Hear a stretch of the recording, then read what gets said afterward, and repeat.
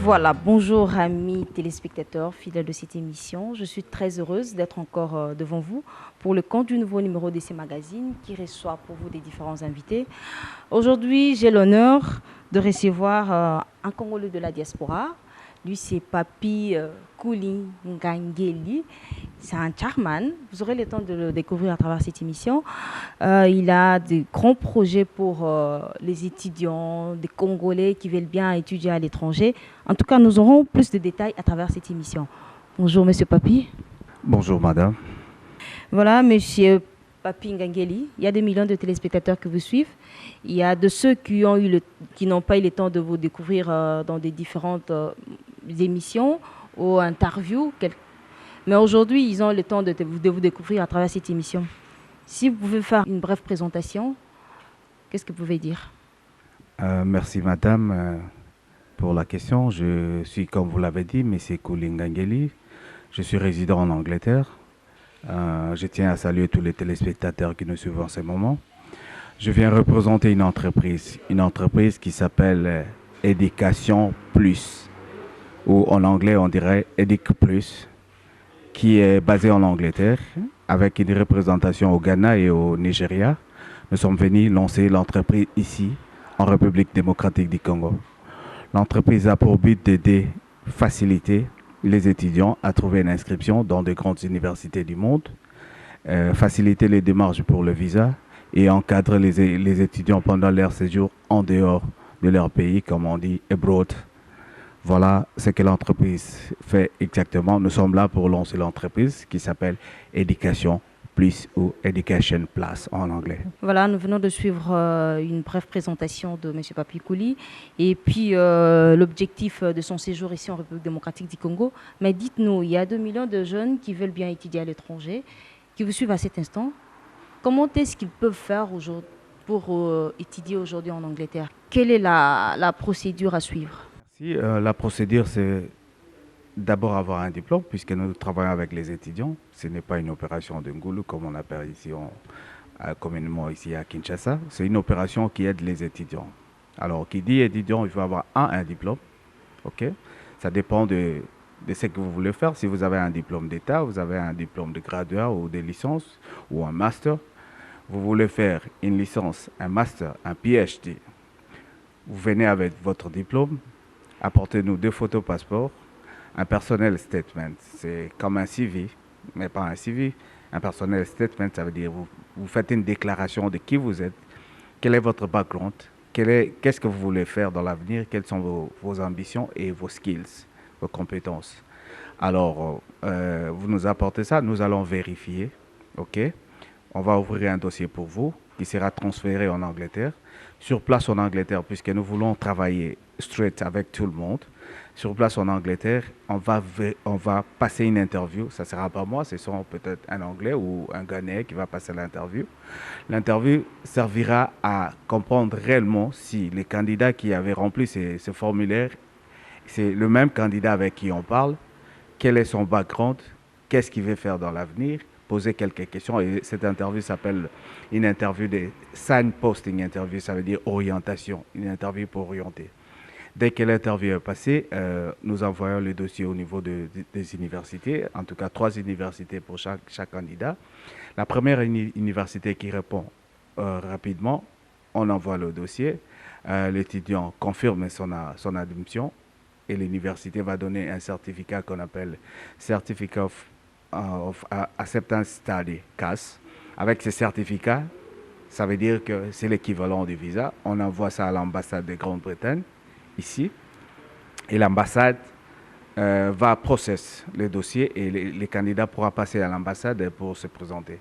Évidemment, il faut que le candidat puisse avoir l'argent pour se supporter là-bas, où les parents vont sponsoriser ces études là-bas en Angleterre. Voilà les étapes, ça veut dire vous amenez les dossiers, nous passons l'interview et puis nous vous trouverons une inscription dans l'une des universités. Voilà, M. Papi Kouli. Les études vont se passer en Angleterre. Et en Angleterre, on sous-attend que là-bas, on ne parle que l'anglais. Mais un étudiant, ici, nous sommes dans des pays francophones, on ne parle que la langue française. Comment est-ce qu'un étudiant qui parle français peut aller étudier en Angleterre? Merci pour cette question. Je suis moi-même francophone. Je suis né ici, grandi ici. Je suis allé en Angleterre à l'âge adulte. C'est facile pour un francophone de parler l'anglais qu'un chinois. Mais par contre, nous avons en Angleterre des Chinois qui viennent à tout moment, puisque l'orthographe avec les Chinois, c'est pas pareil. Mais ils viennent, ils étudient là-bas. Alors, ce que nous allons faire pour nos candidats de la République démocratique du Congo, c'est d'abord une année de langue d'anglais avant d'aller à l'université. Et je suis sûr qu'ils vont apprendre rapidement. Dès qu'ils arrivent en Angleterre, nous allons nous organiser, les mettre dans les collèges et les mettre surtout dans un milieu où ils vont apprendre rapidement l'anglais. Puisqu'il y a même des Congolais qui vivent en Angleterre, s'ils ne fréquentent pas les bons milieux, ils seront toujours dans les ghettos, si on peut le dire. Ils ne parlent pas anglais, ils parlent toujours lingala. Alors que nous allons nous arranger avec nos candidats, les présenter dans les collèges et puis les mettre dans le milieu où ils pourront rapidement apprendre l'anglais. Et je crois qu'au bout d'une année, ils seront en mesure d'étudier. Moi-même, ce n'était pas facile, j'habitais en Angleterre. Mais le premier jour où je suis allé à l'université, les professeurs parlaient, moi j'ai réfléchissais en français, je traduisais en français d'abord et ça me prenait du temps. Alors mes amis m'ont dit non, ben, il faut chercher à réfléchir en anglais. On cherche à réfléchir en anglais et c'est ce qui va se passer. Ils vont apprendre une année de langue et puis bon, je crois qu'après une année, ils seront en mesure d'étudier comme l'expérience. Et moi, je suis un cas vivant. Aujourd'hui au Congo, il y a, en tout cas c'est fréquent ce genre de projet. Il y a les études en Inde, il y a des études au Canada, il y a aux études un peu partout là. Mais quelle sera votre particularité? Merci, madame, pour cette question. Je suis licencié en business. Pour faire un business, une entreprise, on commence par ce qu'on appelle USP. Ça veut dire Your Unique Selling Points. Le point qui fait une différence avec d'autres concurrents. Bon, je ne vais pas vraiment parler de la concurrence. Je vais plus parler de innovation. Puisque le pays est grand, le Congo est grand, le Congo est vaste, il y a assez une grande population ici. Je crois que autant d'entreprises pourront faire la même chose, mais moi je pense que ce que nous faisons, c'est pas pareil. Notre unique selling point, c'est nous recrutons les étudiants, nous les envoyons pour les études, nous les encadrons là-bas. Et une fois les études terminées, nous allons chercher à les placer dans de grandes entreprises ici au Congo. Donc notre but, c'est plus social. C'est plus social, puisque nous allons vers la mondialisation. Les gens qui ne comprennent pas la mondialisation, ils croiront que c'est en notre faveur. Ça sera en notre faveur, puisque les entreprises vont venir ici, en Afrique. Mais la mondialisation n'est rien d'autre qu'une autre forme de la domination américaine. Ça veut dire qu'ils veulent que nous soyons un village planétaire, que nous mangeons pareil, nous nous habillons pareil. Mais tout cela, ça sera au profit des Américains. Ça veut dire que si on veut qu'on mange pareil, ça sera le McDonald's, qui sera partout en Afrique, mais pas la Chicoine qui va aller aux États-Unis. Alors, pour bien affronter la mondialisation, nous devons être préparés, nous devons avoir nos cadres à nous. C'est ça notre souci, prendre les étudiants congolais ici, les envoyer étudier dans de grandes universités et ils vont revenir pour ramener la technologie. Donc nous ne faisons pas ça pour l'argent ou comme peut-être nos concurrents que vous avez cités, les fonds. Nous faisons ça dans le cadre social pour chercher à former des cadres pour le pays, pour développer ces pays. Voilà notre souci et à ces points, ça pourra faire une différence avec d'autres gens qui vont comme des agences de voyage. Je me souviens dans mes précédentes émissions, quand on a parlé de ça, ils ont vite compris que c'était une agence de voyage. Nous ne sommes pas une agence de voyage. C'est une entreprise à but, à caractère social pour aider, former et rapatrier les cadres au pays. Donc, nous voulons éviter cette fuite des cerveaux qui s'est fait actuellement. Les gens sont éparpillés dans le monde avec des grands diplômes, mais ils n'arrivent pas à rentrer, servir leur pays. Nous, notre souci, c'est prendre les gens, former les gens, les encadrer et les ramener ici pour le développement de ces pays. Voilà un peu la différence. Je pense que quelque part, je ne sais pas si j'ai répondu à votre question. Donc, c'est différent des autres agences de voyage. Quand vous dites que l'entreprise est en caractère social, un étudiant que vous suivez à cet instant, il vient de décrocher son diplôme d'État, mais il n'a pas de moyens pour aller étudier à l'étranger. C'est possible aussi de venir dans votre entreprise? Merci, madame. Là, vous anticipez le développement de mon projet. Nous avons un projet à long, à court, à moyen terme. À court terme, pour le moment, c'est recruter et envoyer les gens en Europe pour aller étudier. Notre projet à moyen terme, c'est quand nous allons créer notre centre, nous allons travailler avec les conseillers d'orientation qui vont suivre les étudiants qui excellent. Je dis bien les étudiants qui excellent dans les différentes écoles depuis la cinquième année des humanités, sixième année. Et à chaque année, nous allons prendre les lauréats, les gens qui font une distinction. Nous allons prendre les lauréats, puisque dans des universités là-bas, il y a des universités qui donnent des bourses. Mais nous ne pouvons pas d'emblée dire aux gens, écoutez, venez, on va vous donner des bourses. Nous ne donnons pas de bourses puisque c'est la politique des universités. Et à ce moment-là, nous allons recruter les lauréats et on va voir avec le gouvernement sur place comment est-ce qu'on va aider les étudiants, les élèves qui sont intelligents, qui s'appliquent bien à l'école, mais dont les parents n'ont pas de moyens. Donc, on pourra trouver une solution pour ça, mais pas pour le moment, peut-être dans 6 mois, puisqu'au mois de septembre, on pourra déjà faire cette sélection. Notre souci, c'est travailler avec toute la République démocratique du Congo, prendre toutes les écoles possibles, tous les étudiants qui sont intelligents, qui n'ont pas de moyens. On va s'arranger, peut-être avec l'appui du gouvernement congolais aussi, pour essayer de pallier à ces problèmes-là. Mais je pense qu'on pourra toujours trouver une solution pour ça. Ben, tout à l'heure, vous venez de dire que vous, ce n'est pas comme d'autres le font, à faire Ngoulou. Mais qu'est-ce qui peut prouver tout ça? Qu'est-ce qui peut prouver tout ça? Tous ceux qui passent à la télé disent toujours la même chose. Ils ne peuvent pas passer à la télé pour dire que c'est un affaire Ngoulou, nous sommes venus chercher les gens pour ramener en Europe. Ils ne disent pas ça à la télé.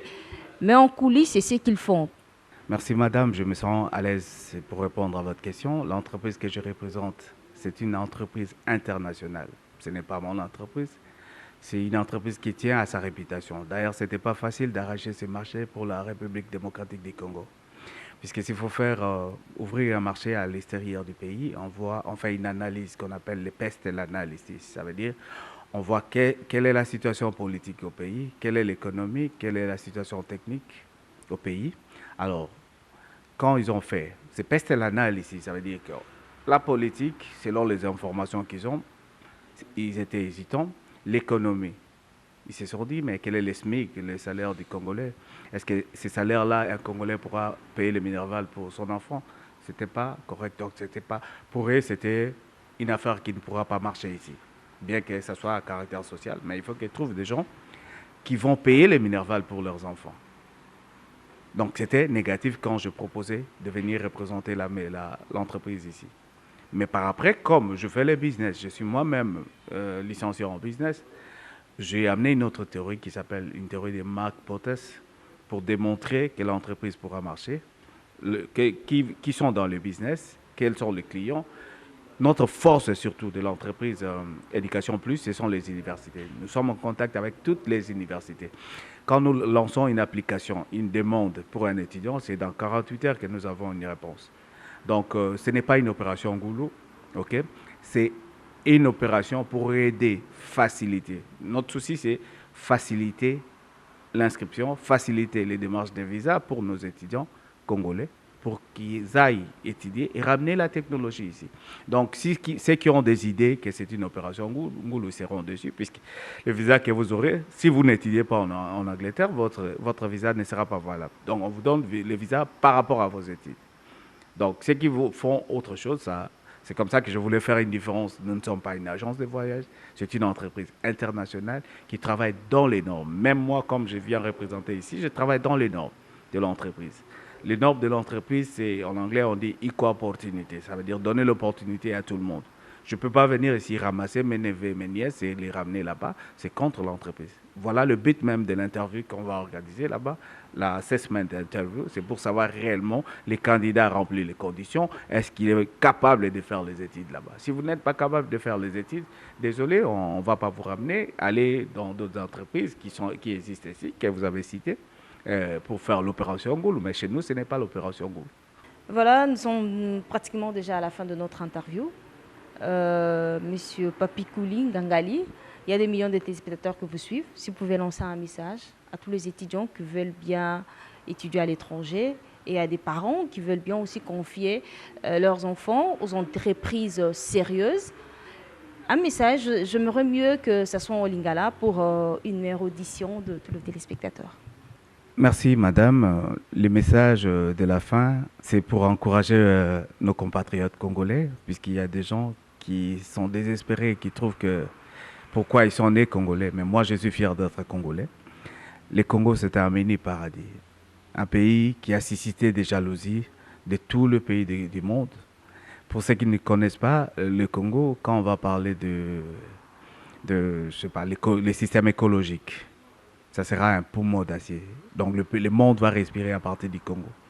C'est un pays où on trouve toutes les richesses possibles. L'or, le diamant, les coltons, et il y en a tout plein. Alors pour arriver à accomplir, à jouir des richesses que le bon Dieu nous a données, nous devons former les gens, nous devons former les cadres. Voilà notre souci. Nous allons former les cadres qui vont revenir pour exploiter les richesses que Dieu nous a données. Alors, on a sengi na bandeko nyonso oyo bakolanda ngai ya bakongolais ke mboka na biso ezali mboka oyo etoni na nkita ebele. Il faut que toyeba koexploite nkita wana. Alors, pour toexploite yango, il faut que tozwa technologie toramener yango. Yango souci na biso ezali boya ebele boyo bozala ba diplôme soki bozala moyen na bino ya kofuta ba étude na bino na libanda biso to ko faciliter bino kozwa inscription na université to ko faciliter bino démarche pour na visa et puis bokomi botangi to encadrer bino bozongi to lukeli bino misala po to tombola mboka na biso. En tout cas, un grand merci à tous les téléspectateurs. Le pays, c'est un mini paradis. Nous devons l'exploiter. Merci et bien des bonnes choses. Voilà, nous sommes arrivés à la fin de notre entretien. Tout commence bien et finit bien. J'étais très heureuse de recevoir pour vous aujourd'hui M. Papikouli Ngangali, un entrepreneur, un chairman. Il est là en République démocratique pour un bref séjour, comme vous venez de le suivre tout au long de l'émission. Moi, je vous retrouve très très prochainement pour le compte du nouveau numéro de ce magazine. D'ici là, portez-vous bien. Au revoir.